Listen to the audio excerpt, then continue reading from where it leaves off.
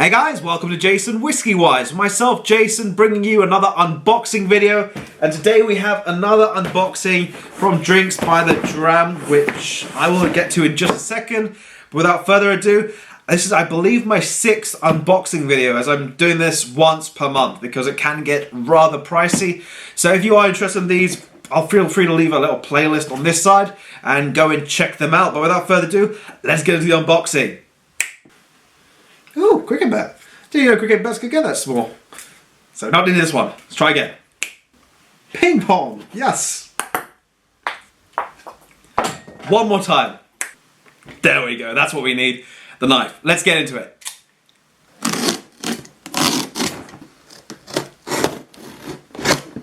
So now we got our drams sorted. Let's get into the unboxing itself. Oh, I lost that.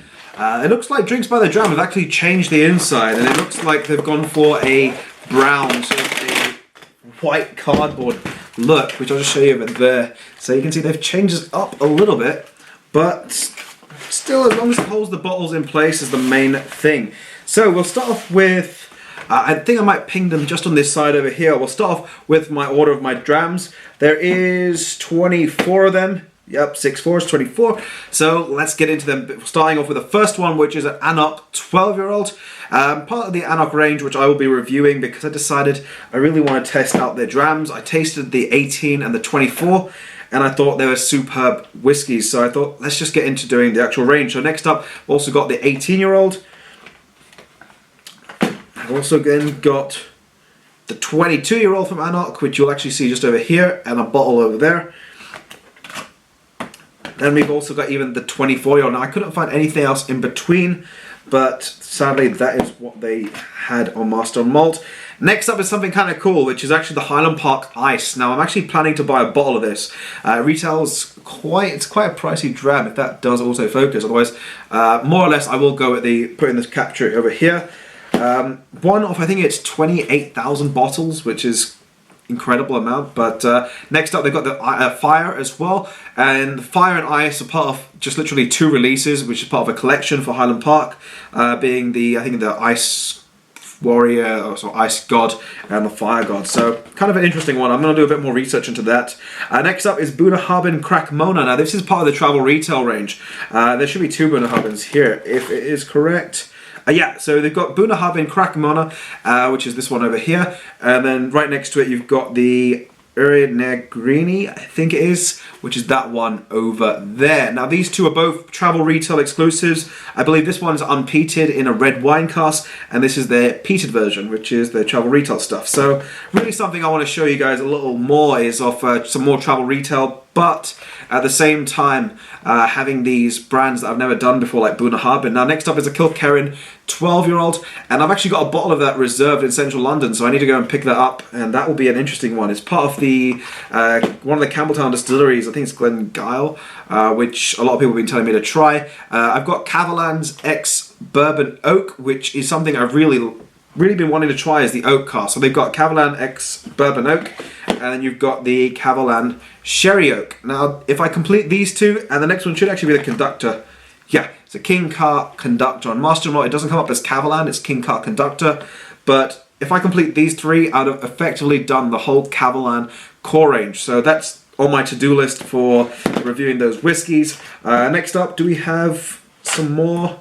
So actually, yeah, we've got Tomatin's 5 Virtues. I thought I had more Cavallans ordered. We've got Tomatin's 5 Virtues, the wood, and this is part of a range which they've released, so with different elements. So you've got wood, and I believe I've got the fire as well. So Tomatin producing some fantastic whiskies, and when I saw these ones over there, I've started recently just getting into the Kubokans, and when I saw those 2, I decided I really would like to try them out and see what they're all about, really.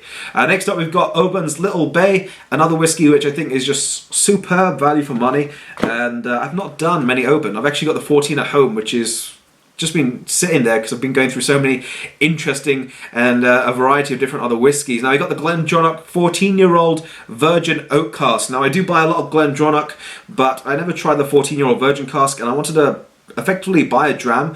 That's what the great thing about the Drinks by the Dram service. You can buy a dram, try it, and then buy a bottle if you're happy with the dram quality.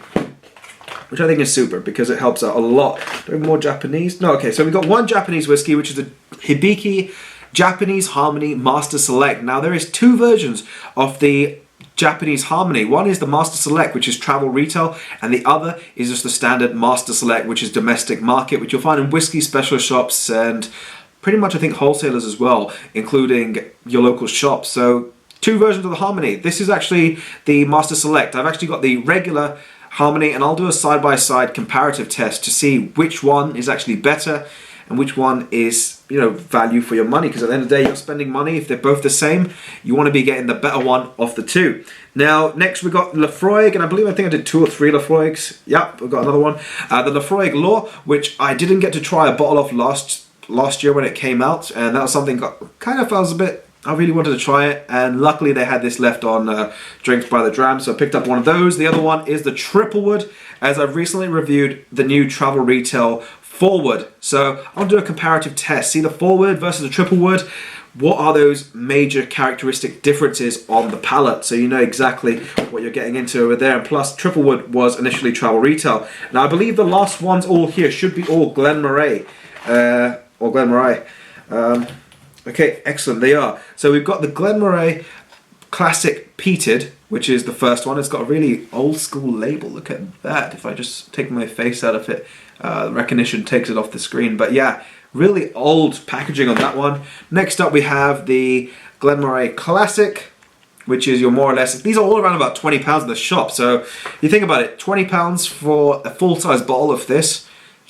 Incredible value for money on that note. But I want to really try the whiskies. Now this one I'm really looking forward to, the port cask finish. Now I love my port cask whiskies, and even this one has a slight pinkish glow. I don't know if you can see that. I'll do that when I do a review. I'll actually post a picture on Twitter. Next up we have Elgin Classic, and I hope I'm pronouncing that one correctly. Do correct me if I am pronouncing these wrong or just all over the place. So that's the Elgin Classic and the port cask.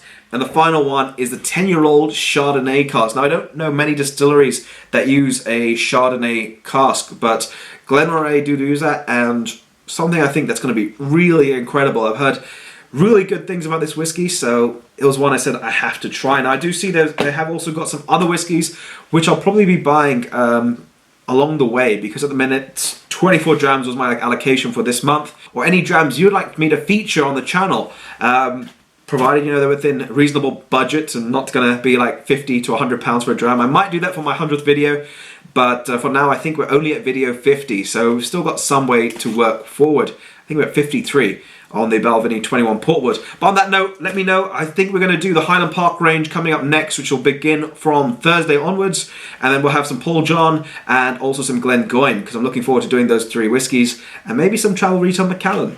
Who knows? I've got a lot lined up. So anyway, hopefully you have enjoyed the video. If you have enjoyed it, drop it a like. Feel free to subscribe. I'll leave the subscribe button over there. And check out my other unboxing videos, which I'll leave down there. So you've got 3 unboxing videos to catch up with. But on that note, that's been JasonWhiskyWise, and I'll catch you all for the next video.